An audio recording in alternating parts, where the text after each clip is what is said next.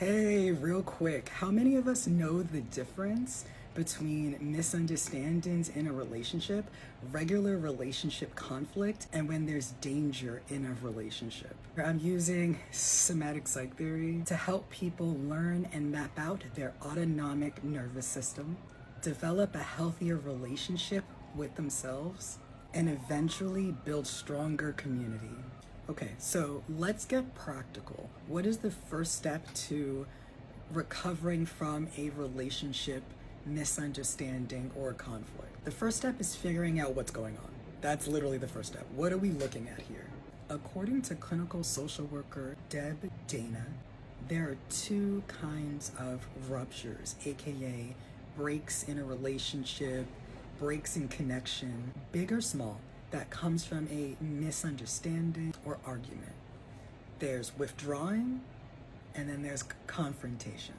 Each person involved in the misunderstanding or conflict is either responding to the situation by withdrawing from the situation and not addressing it, or by confronting the situation head on. Just because two or more people are in the same situation does not mean they are experiencing the same situation in the same exact way.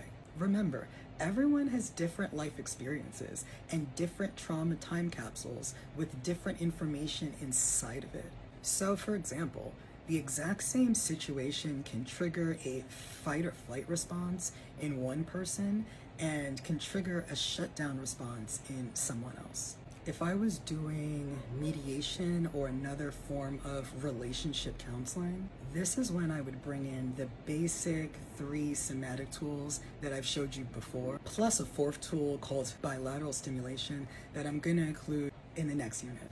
Grounding is to help people get back to the present moment, which is really, really important for letting your nervous system know that you are not actually 15 anymore and talking to a parent or a teacher, or that you're not actually in your previous relationship talking to an ex, or you're not actually at work and you don't have to bring your work tactics and your work frame of mind home. Body scanning as a tool is helpful for you to figure out how your body is responding to this conflict somatically, how your body is literally physically responding to what's going on right now, and that helps you enter a call and a response with your nervous system so that you can actually address what's going on. The body scan helps you take note of what you feel and where you feel it, so you can figure out which part of your autonomic nervous system is activated at that time. When doing mediation or some other form of relationship counseling, some initial questions I like to keep in mind are: whose nervous system is responding to this conflict by withdrawing, and what does that look like? Whose nervous system is responding to the conflict with confrontation, and what does that look like? Which parts of your autonomic nervous system are activated? What do you notice physically that is pointing you in that direction? What evidence do you have for your hypothesis that that's the part of your nervous system or parts of your nervous system that are activated? What does your autonomic nervous system need in this moment to be regulated enough to have this conversation or conversations? The answers to these questions help to give you some essential information so that everyone is on the same page with their own autonomic nervous system, and then it's easier for you to communicate that to other people. Like I said before, our autonomic nervous system has a major influence on how we see ourselves, how we see each other, and how we see the world. So it's important to know if you are actually in a place where you can receive information or hear other people's emotions and thoughts, or if you actually go need to release some pent-up anxiety or pent-up anger first. It's also important to know whether or not your nervous system is asking for some low-stim quality time alone or some comfort from some other people who have nothing to do with the conflict before you're even ready to deal with the conflict itself.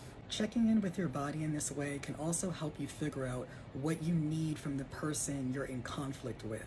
Whenever conflict happens, there's this pressure to resolve it as quickly as possible. That is so, so real. However, there's something to remember. When we're all stressed out, our prefrontal cortex turns off. So during times of stress, we are both feeling a pressure to end the conflict as soon as possible. While also, the part of our brain that handles strategy and critical thinking is turned off. Talk about inconvenient, right? Now, this kind of crisis quick thinking, right, is important when you need to jump out of danger really quickly, right? But it's not the best for the complexities involved in human interaction. Human interaction doesn't really need quick thinking. This is why it's important to figure out moments where you can hit the pause button, turn your prefrontal cortex back on using your somatic tools and using community relationships, etc., and then come back to the conflict with a new perspective. For the record, what I just said does not count for abusive relationships. In fact, this is one of the many reasons why abusive relationships cannot be resolved using relationship counseling and mediation. Any sort of relationship counseling, mediation, couples counseling, etc., is strictly only for relationships where abuse is not present. If there's a pattern of behavior of somebody limiting someone else's agency, especially if they're using systemic oppression and systemic power dynamics to further their control over somebody, that's an abusive relationship. That's not a regular rupture in a relationship. And someone who is abusive can use therapy tools and strategies to cause further harm. So it's generally, FYI, the therapist's responsibility to try to identify abuse as soon as possible. That said, if you already know that you're in an abusive relationship and you're thinking about trying to use somatic tools and somatic theory to fix your partner, I'm going to strongly suggest to not do that. And I'm also going to strongly suggest to not teach your partner any therapy tools. That's going to hurt you more than it's going to help you. I'll probably make a video about that at some point. Doing nothing is always an option. It is well within your right to be in conflict with somebody and realize you don't actually want to put in the work to repair that relationship at all. Especially if you already used your somatic tools and checked in with your body and you determined even when you're regulated and chilling, you actually don't care about repairing the relationship. Okay, you got your answer. Move on. However, let's say you're on the fence. You want to repair the relationship and maybe you don't know how, or you want to repair the relationship but it just seems like a lot of work and you're just tired and you feel overwhelmed. I hear you. I feel you. Unfortunately, time does not heal all wounds. Ruptures, conflicts, biological rudeness, misunderstandings, even if they're really, really small, they aren't just gonna work themselves out over time. Quite the opposite. In fact, they kind of just build up on each other, creating this foundation of uncertainty and resentment. And that shaky foundation, or the burdens, every little conflict that's unresolved just becomes another burden on the relationship over time. And that can be just as harmful as like a major blowout fight. And each person's autonomic nervous system is picking up on this growing feeling of unsafety over time, even if us consciously, we're not even really picking up on that. And remember, our autonomic nervous system, not our conscious mind, is the foundation and a major influence for our emotions and thoughts. So if our nervous systems and our bodies are starting to slowly but surely feel more and more unsafe about the relationship, then slowly but surely our feelings about the relationship, about the people in the relationship, and the narrative and thoughts that we have about what the relationship is like and who we are in the relationship and who they are in the relationship will slowly start to change. And so what we have is A relationship that's under stress, when we are in a situation where our nervous systems are stressed, it then makes us more sensitive and more likely to be having conflicts that then feel huge. Our nervous system responds in kind and opens up one of our trauma time capsules. Again, with all of its outdated, formerly useful but not quite useful right now, information and coping skills for how to survive this current conflict.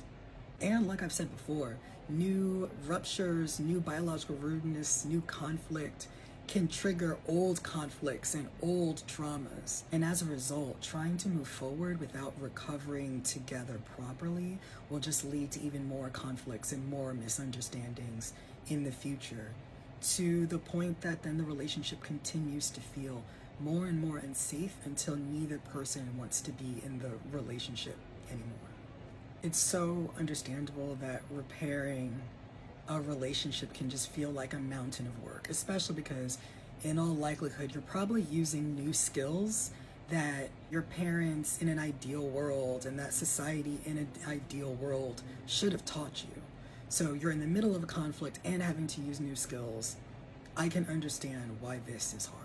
Being able to switch gears in the middle of a stress response is literally a skill that has to be practiced. Just like your somatic goals for your body, your somatic goals for your interpersonal relationships is to do your best to be connected to each other like you agreed to be, to notice any patterns in behavior or any ruptures, or to take the time to think about any patterns of behavior or any ruptures that are brought to your attention. And finally, to make any related repairs to the relationship.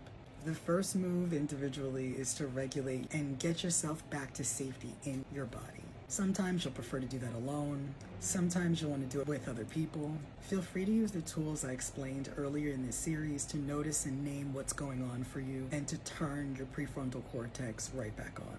And that can look like you taking space for yourself, grounding yourself into the present and figuring out which part of your nervous system has been activated, releasing the pent-up energy that can come from a fight or flight response, easing out of a shutdown with maybe some gentle movement or physical touch of some kind. Maybe you ate some protein to reduce stress. Maybe you had some carbs or some sugar to feed your prefrontal cortex. Maybe you took a nap. Maybe you got a full night's sleep. When it comes to situations of biological rudeness, misunderstandings, regular relationship conflict, it is not the other person's sole responsibility to keep you regulated. No one knows what's going on in your body quite like you do. So it's up to you as an adult to do the work of learning yourself and learning how your body responds to things. Having that relationship with yourself makes it easier for you to not only figure out what you need, but also figure out how to communicate to your community the kinds of support that you need, and help you figure out how to be in community with other people, how to know when you're overstimulated, when you're hungry, when you're tired, how to savor the good things in such a way that makes them even more memorable than the traumas that you've experienced. How to notice when people and situations just aren't quite right for you, and how to regulate your nervous system enough that you can figure out how to pivot, how to start over, etc. And even how to connect with another person's autonomic nervous system and intentionally comfort them and or share an awesome experience with them on a deeper level. And also, learning yourself somatically will also help you get enough clarity to figure out what you need from someone, what you have the capacity to offer someone else, which is really important, and when or if it might be time to change the entire relationship completely. Now that everyone has taken however much time they needed to regulate their nervous system out of that survival response and turn their prefrontal cortex back on, here are some questions that you can consider at this point. What was the trigger or were the triggers from a somatic perspective? Where did this situation go sideways? What directly led to the moment of biological rudeness? At what point or points do you now notice that your nervous system went from chillin' to survival mode? And is there a difference in your body somatically? Like, what do you physically feel when you're the one that started the conflict or when someone else is the one that started the conflict? How do you know in your body when you are actually ready to start the repair process? And what do you need somatically or otherwise from yourself, the people involved, or maybe even other people in the community in order for this relationship to be repaired? So again, there are going to be times where you're going to do the work, regulate your nervous system, and you're going to look at the relationship and you're going to go, actually, I don't know if I want to do this anymore. There are many reasons you could not want to repair the relationship, but here are some. Maybe you're different people now and you're just not compatible anymore.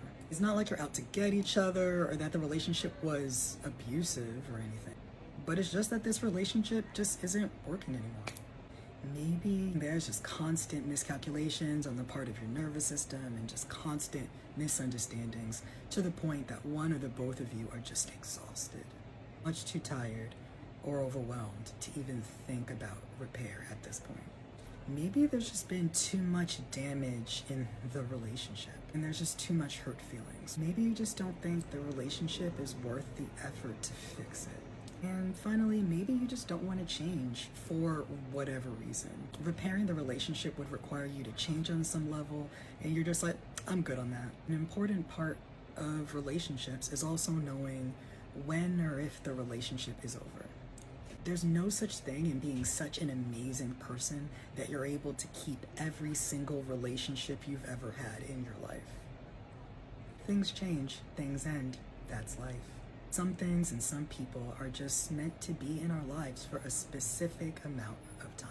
And that's it, and that's fine. Knowing when to honor the time spent and to let go is just as important of a skill and a lesson to learn as nurturing an ongoing relationship.